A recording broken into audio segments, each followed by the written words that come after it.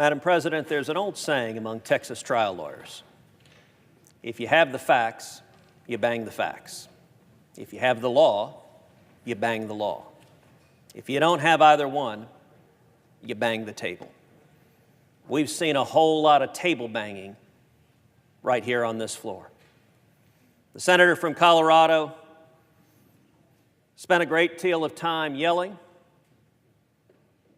spent a great deal of time attacking me personally. He did at one point briefly rise to defense of my father. I appreciate that gesture.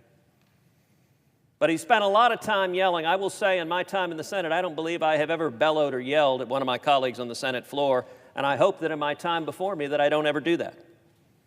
I think we should discuss issues and substance and facts and not simply scream and yell at each other.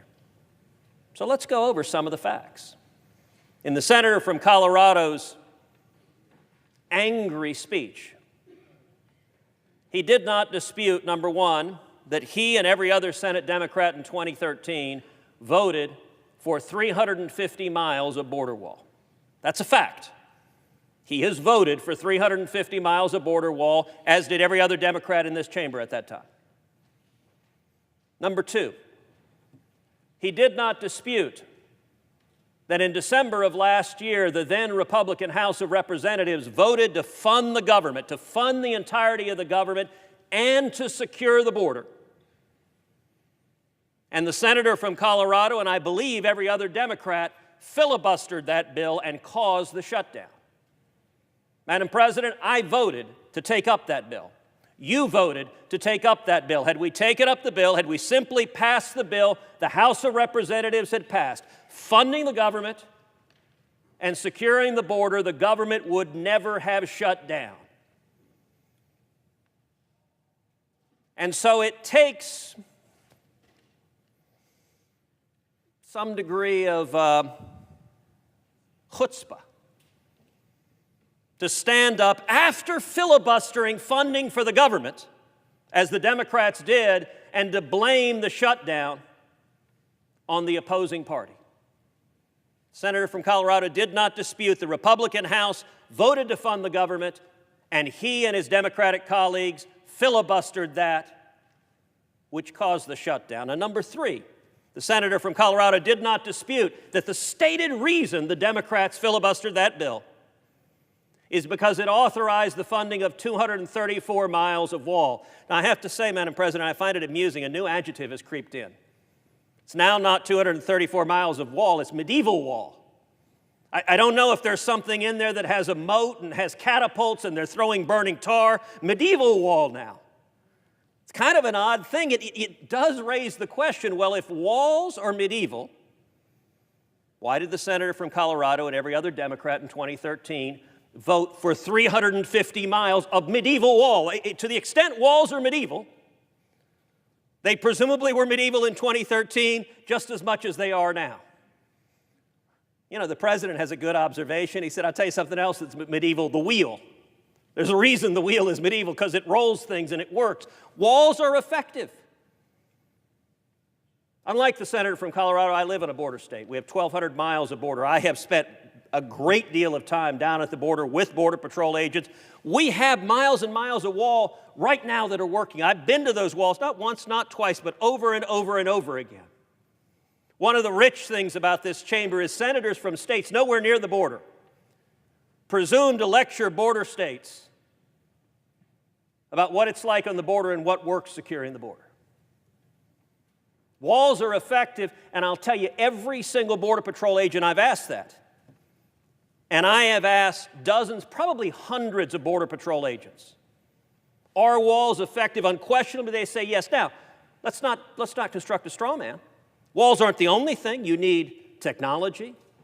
You need boots on the ground. You need all sorts of other tools. But walls, the critical point in intercepting someone crossing over illegally is the time between detection and interception. And what a wall does is slows down the traffickers to give the Border Patrol time to intercept them. And by the way, we've seen it over and over again in San Diego when they built the wall. The illegal traffic plummeted. In El Paso, when they built the wall, the illegal traffic plummeted. But now the Democrats, their position It's not substantive. They voted for 350 miles of wall, so why are they shutting the government down over 234 miles of wall? It's not substantive, it's political. Okay, we get they hate Donald Trump. If anyone in America had missed that point, that they really, really, really don't like this man, their yelling and screaming and bellowing has made that abundantly clear. But just because you hate somebody doesn't mean you should shut the government down. I voted to keep this government open right now today. The Democrats are filibustering funding for the government. Let me tell you something else the senator from Colorado didn't dispute.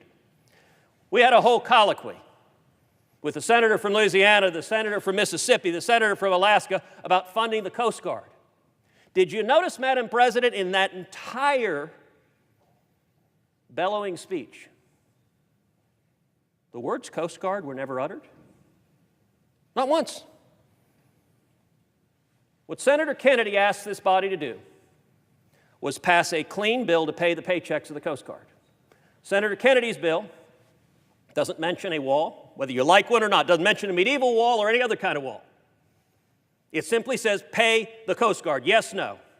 Every Republican agrees, pay the Coast Guard right now. It's not fair to treat the Coast Guard differently than we're treating the Army and Navy and Marines and Air Force. Senator from Colorado didn't address that because it is indisputable, it is a fact that the reason that didn't pass right now is because the Democratic leader stood up and made an objection. And by implication, every Democratic senator presumably agrees with it. The fact that the senator from Colorado didn't say, yes, we should fund the Coast Guard, and you know what? My leader was wrong when he held the paychecks of the Coast Guard men and women hostage because he wants to win a political fight with the president. And by the way, I would note to the senator of Colorado, it's not the end of the world to stand up to your party's leader. Some of us have a history of having done so in the past.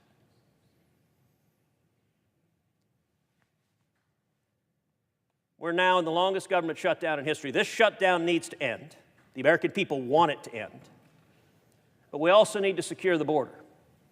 And Madam President, I have to say the contrast between the two parties could not be clearer. The president has repeatedly said he wants to negotiate and he wants to compromise. He said he's willing to meet in the middle. He hasn't insisted on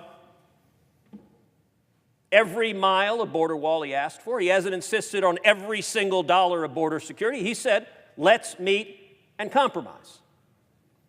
Republicans on this side of the chamber have said, let's compromise in the middle. In the position of Senate Democrats, they will not negotiate, they will not compromise, period. So their position, how many miles of wall can be built? 0. They're not to 1 yet. When it comes to negotiating, their position is not an inch of wall can be built, even though we, the Democrats, already voted for 350 miles of it. Why? Because Donald Trump's president. That is an extreme and radical position. And look, I understand folks watching at home, it's hard to tell. You're reading the news, it seems like both parties are bickering. It's hard to tell what's happening, particularly because on the Senate floor, there's a lot of procedural mumbo-jumbo. If you want to understand what's going on, the exchange